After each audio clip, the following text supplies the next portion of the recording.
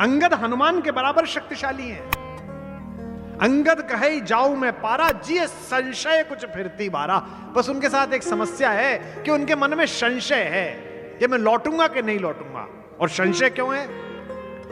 क्योंकि अंगद और रावण का पुत्र अक्षय कुमार एक ही गुरु के शिष्य हैं। अंगद बार बार अक्षय कुमार को बचपन में धो देते थे पकड़ के, वो रोता हुआ गुरुजी के पास जाता था।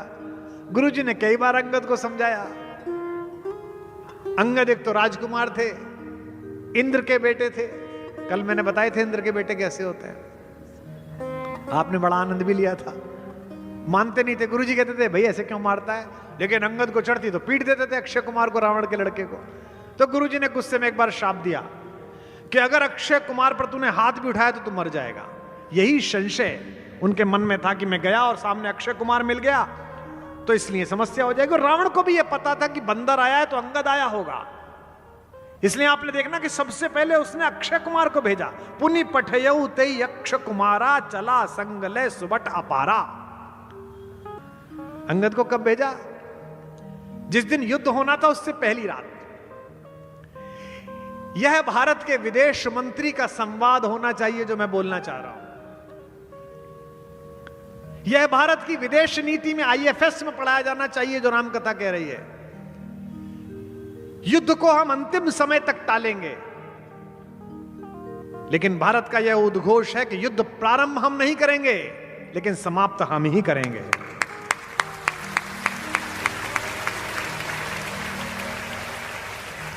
युद्ध जिस दिन होना है उससे पहली रात्रि में भगवान ने कहा युद्ध परिषद में बैठकर, विभीषण एक बार फिर आपके भाई से बात की जाए क्या? मैं नहीं चाहता कल निरपराध लोग मारे जाएं। विभीषण ने कहा भगवान वो मानेंगे नहीं, मैं जानता हूं उनको, युद्ध अवश्यंभावी है। भगवान ने कहा नहीं, एक बार मैं प्रयास करके देखना चाहता हूं, भेज दीजिए, एक दूत भेज दीजिए। जैसे ही दूत का नाम हुआ हनुमान खड़े हो गए। सर, भगवान ने कहा नहीं तुम नहीं, तुम पिछली बार गए थे, बड़ा कष्ट हुआ उसको, ऐसा आदमी भेजो जिसे देख के वो प्रसन्न हो। तो अंगद से कहा गया तुम जाओ। अंगद ने जो वहां बात की है वो कम्युनिकेशन में पढ़ाया जाना चाहिए, पत्रकारों को पढ़ना चाहिए, चैनल के लोग आए। अगर युद्ध नहीं टल रहा तो सामने वाले व्यक्ति को इतना हतोत्साहित करो कि वो आधा युद्ध पहले ही दिन हार जाए। जैसे ही रावण को पता चला कि राम जी ने दूत भेजा है तो रावण बड़ा प्रसन्न हुआ। उसे लगा कि राम डर गए। अहंकारी आदमी विनम्रता को कायरता समझता है, यह सामान्य प्रक्रिया है। रावण भी भयंकर अहंकारी है। उसने तुरंत राज्यसभा बुलाई अपनी और चारों तरफ अपने राज्यसभा के सदस्य इकट्ठे किए हुए। चमचे, चमचे समझते हैं आप? चमचे की पहली क्वालिटी यह है कि वो भरे हुए बर्तन में लगता है और जब तक माल निकलता है तब तक चुप रहता है। जैसे ही पतीला खाली हो जाता है फिर टन टन टन टन बोलना शुरू करता है। चमचा टाइमिंग समझता है। तो चमचा मंडल बैठा। रावण ने कहा कि हाँ देखो डर गया, दूत भेजा है शांति के लिए। अब अंगद आके खड़ा हुआ, नीचे पैर में शनि देवता पड़े हुए हैं, नवग्रह सामने हैं। अहंकार में बोला कौन हो तुम? ने कहा जी मैं राम जी का दूत हूं। क्या नाम है? अंगद। किसके लड़के हो? उसने कहा हाँ महाबली बाली का। तो जानता तो था, बाली 7 बार पीट चुका था इसे, यहां लगा के सागर पे चक्कर मार चुका था। लेकिन चमचों से घिरा हुआ व्यक्ति अक्सर अहंकार में होता है। वो झूठे किस्से सुनाता है चमचों को और चमचे खुश रहते हैं। अरे ऐसा कर दिया था हमारे नेताजी ने एक बार। भाई साहब क्या बात कर रहे हो आप? एक रात में चुनाव बदल दिया था। बोला किसके? कौन के सुत? महाकवि केशव लिखते कौन के सुत? कहता बाली के। अंगद से बोलता को बाली? कौन बाली? तो अंगद मुस्कुरा के बोला न जानिए, याद नहीं आया? वही बाली जिन्होंने आपको 7 बार मारा और सागर के चक्कर लगा। मैं उन्हीं का बेटा हूं अंकल जी। फिर गोल कर गया, डर गया। कौन के सुत? बाली के। को बाली न जानिए, पोटरी कांख में चाप रहे, सागर सात नहात बखानिए। फिर बोला सागर कैसे तरियो, समुद्र कैसे पार करा, कितना बड़ा काम। अंगद बोला इसमें क्या है, जैसे गोपद, जैसे गाय कीचड़ में पैर रखते थे बच्चा पार कर देता, ऐसे पार कर लिया। फिर अहंकार आहत हुआ। आखिरी बात पे तो आप बहुत देर तक हंसेंगे, प्रसन्न हो जाएंगे। सागर कैसे तरियो जैसे गोपद। फिर बोला अच्छा बकवास बंद करो, किस काम से आए हो। तो अंगद हाथ जोड़ के बोला अंकल जी हम किष्किंधा में रहते थे, हमने सोने का चोर देखा, हमने चांदी का चोर देखा, दूसरे की पत्नी का चोर नहीं देखा था, देखने के लिए आए थे कैसा लगता है। सागर कैसे तरियो जैसे गोपद, काज कहा सिए चोर ही देखो। सीता के चोर को देखने आया हूं। मनोबल कितना टूटा होगा उस पल रावण का। ऐसा चाहिए आपको राजदूत, जो कॉमनवेल्थ में खड़ा हो तो पड़ोसी देश के साथ ऐसी बहस करे कि युद्ध से पहले ही देश का मनोबल नीचे गिर जाए। ये राम की कहानी पढ़ाओ अपने IFS में जाके। रावण ने अहंकार में कहा मूर्खता की बात मत करो, मुझे याद आ गया तुम मेरे दोस्त बाली के बेटे हो बेटा, तुमसे कह रहा हूं ये राम वाम सब ये वनवासी हार जाएगा, इसे मैं मार दूंगा, मेरी तरफ आ जाओ बच जाओगे। कहां बेटा तू लग गया, कहां वो और कहां मैं। जैसे ही उसने कहा, अंगद ने कहा बिल्कुल ठीक कह रहे हो आप, कहां वो कहां आप। तो तुरंत उसने चमचों की तरफ देखा कि देखो मेरी तरफ आया। बोला सभा को बताओ कि मुझ में और उसमें क्या अंतर है तपस्वी में। अब अंगद तपस्वी राम जी में और रावण में अंतर बता रहा है, और क्या सभा में आनंद आ रहा है। बोला अंकल कहां वो कहां आप। उनका एक बंदर पूरा समुद्र पार कर गया, कहां वो। बनरा, उनका बनरा सिंधु पार कर गया, और आप पर उनके भाई की खींची हुई धनुष की रेखा पार ना हुई, कहां वो कहां आप। दोनों में बहुत। उसने कहा नहीं कुछ और बताओ, कुछ और बताओ, ये बात समझ में नहीं आई। बोले कहां आप कहां वो। उन्होंने जो बंदर भेजा था आपके पूरे खानदान पे वो ना बंधा, और उन्होंने समुद्र को बांध के उस पे बाट बना दी, मार्ग बना दिया, कहां वो कहां आप। बोला आपको क्या बताऊं रघुनाथ जी के प्रताप की बात, कहां आप कहां वो। उनके बंदर की पूंछ पर पूरे खानदान का तेल डाला, तब उसकी पूंछ न जली, और उस अधजली पूंछ ने आपकी लंका जला दी, कहां वो कहां आप। कि सिंधु तर्यो उनको बनरा, सिंधु तर्यो उनको बनरा, तुम पे धनुरेख गई न तरी। तुम पे धनुरेख गई न तरी, तुम पे धनुरेख गई न तरी। बानर बांधत सो न बंध्यो, बानर बांधत सो न बंध्यो, उन पारिधि बांध के बाट करी। उन पारिधि बांध के बाट करी, उन पारिधि बांध के बाट करी। अजहूं रघुनाथ प्रताप की बात, तुम्हें दशकंठ न जान परी। तुम है दशकंठ न जान परी, तुम है दशकंठ न जान परी। तेलन तूलन पूंछ जरी, तेलन तूलन पूंछ जरी, न जरी गढ़ लंक जराय जरी। न जरी गढ़ लंक जराय जरी, न जरी गढ़ लंक जराय जरी, न जरी गढ़ लंक जराय जरी, न जरी गढ़ लंक जराय जरी। बोला बजरंग बली की। इस समय का सदुपयोग कैसे करना है, किधर जाकर करना है, यह राम की कथा सिखाती है। आप में से बहुत सारे लोग पूछ सकते हैं कि जी मुझे क्या फायदा होगा।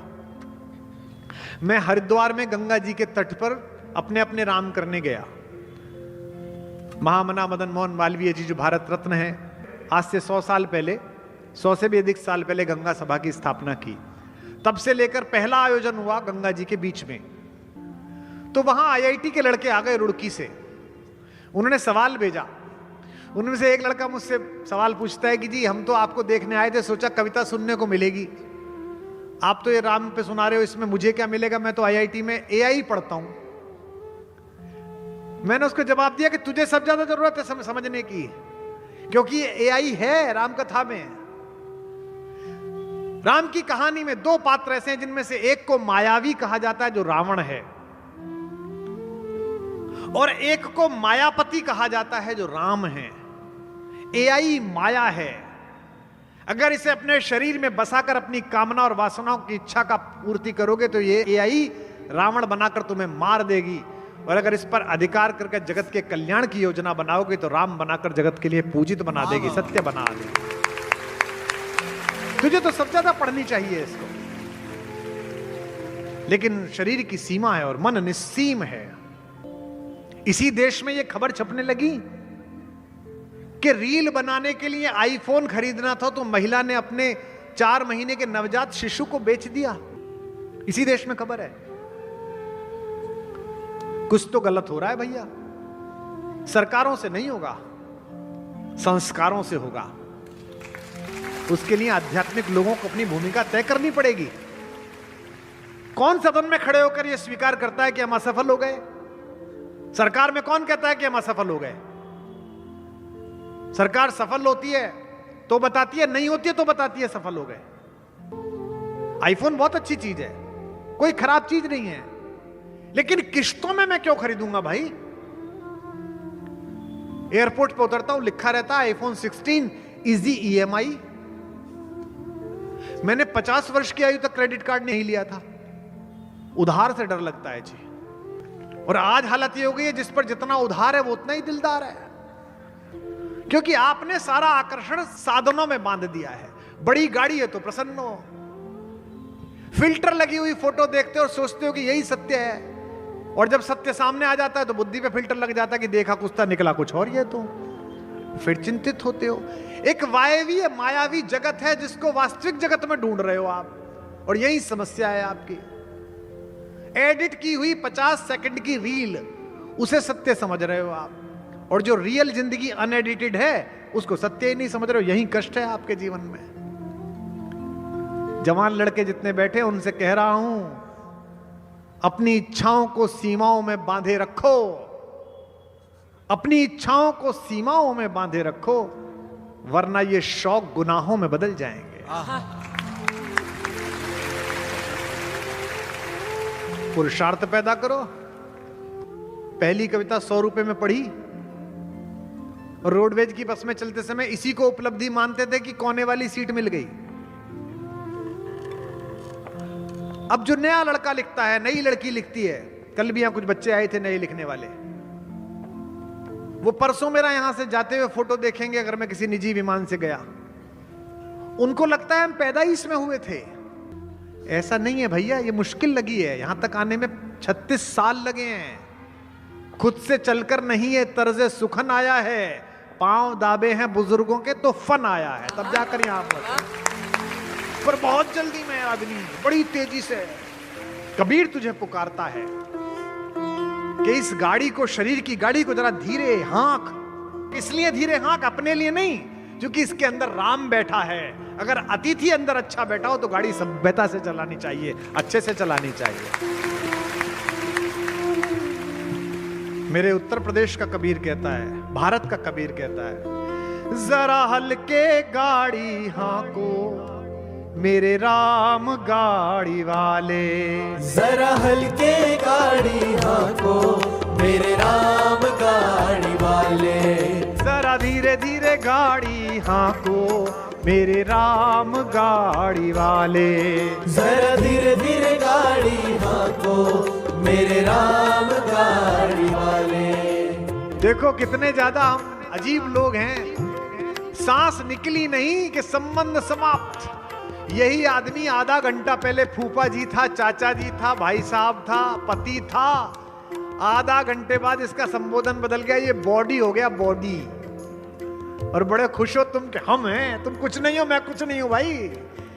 घर वाले पूछते हैं बॉडी उठाओ, भाई साहब बॉडी कब उठेगी?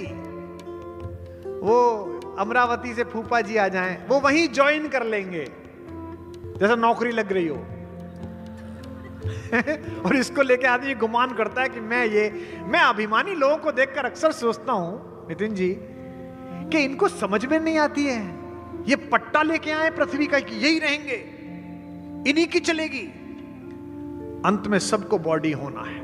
4 जना मिल माथे उठायो बांधी काठ की घोड़ी, 4 जना मिल माथे उठायो बांधी काठ की घोड़ी, 4 जना मिल माथे उठायो बांधी काठ काठ की घोड़ी। चार जना मिल मथे उठायो बांधी काठ की घोड़ी।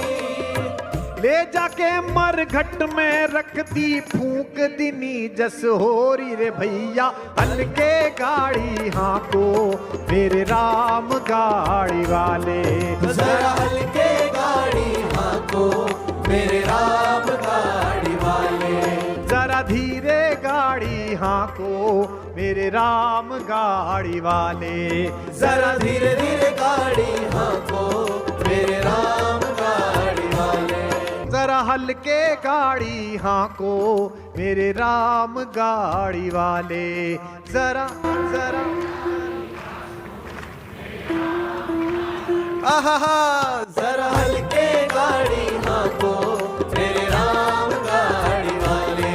मेरे राम गाड़ी वाले घनश्याम गाड़ी वाले।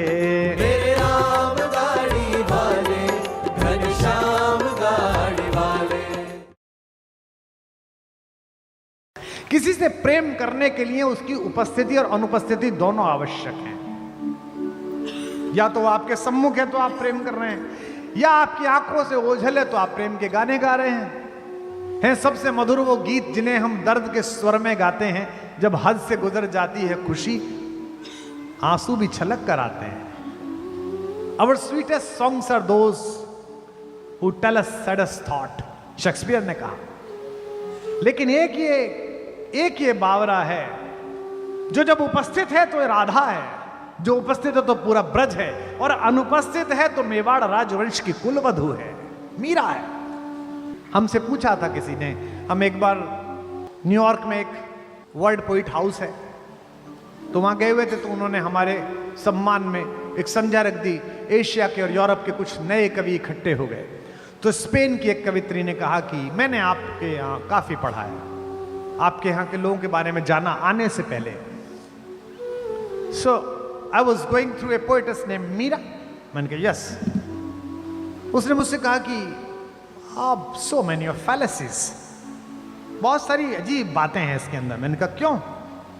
तो उसने मुझसे कहा कि इसमें कहानी है कि उनको विश्व भेजा गया और वो जी गई। तो मैंने कहा दो बातें एक साथ मत कहिए कि मीरा को पूरा पढ़ा और प्रश्न उठा। अगर मीरा को पूरा पढ़ा है तो प्रश्न उठ ही नहीं सकता है। अगर पात्रता कृष्ण को लेकर मीरा जैसी है, दुनिया के हर विष को बाध्य होकर अमृत बनना पड़ेगा, चरणामृत बनना पड़ेगा।